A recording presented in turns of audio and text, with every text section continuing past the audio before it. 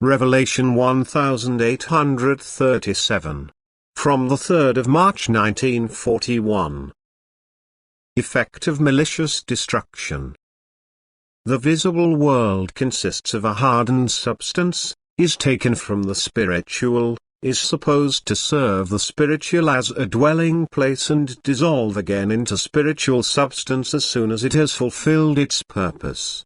Thus everything that is visible is given a task, and it also fulfills this task as long as the human being has no influence on it.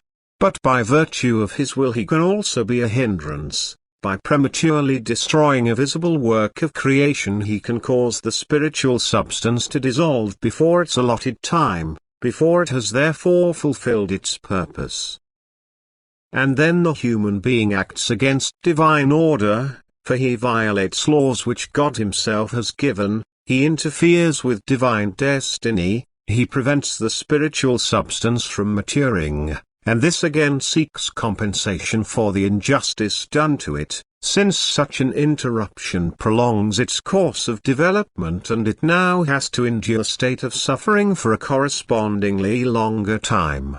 This prematurely freed spiritual substance oppresses people and, since it is still immature itself, in a way that also has a damaging effect on the souls.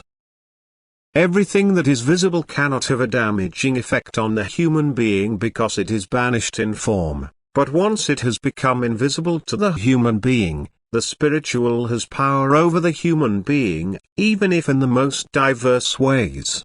That is why destructions, no matter what kind, always have a detrimental effect on the human being, and it is now understandable that on the one hand people's spiritual nature is a result of their destructive rage, but that conversely the latter will increase again because the spiritual beings feel comfortable in freedom and believe they can escape the bound state.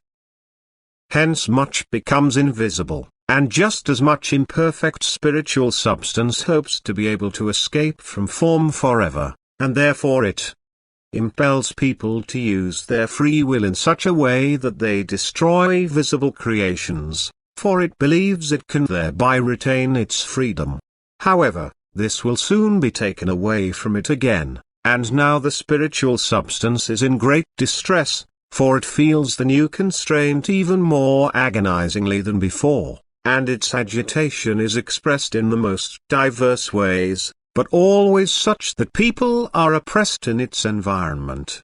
That the human being's soul feels tormented in an often unbearable way, that it loses its will to live, is exposed to physical illnesses, is intolerant or even openly opposes God. And these are always the effects of such malicious destruction of divine creations, which have serious consequences and bring the greatest earthly and spiritual disadvantage. For they are actions against divine order, and thus they must result in harm to the body and soul. For God-opposing forces are always at work and tried to determine people, to misuse their free will and to destroy what God let come into being for the higher development of the imperfect spirit. Amen.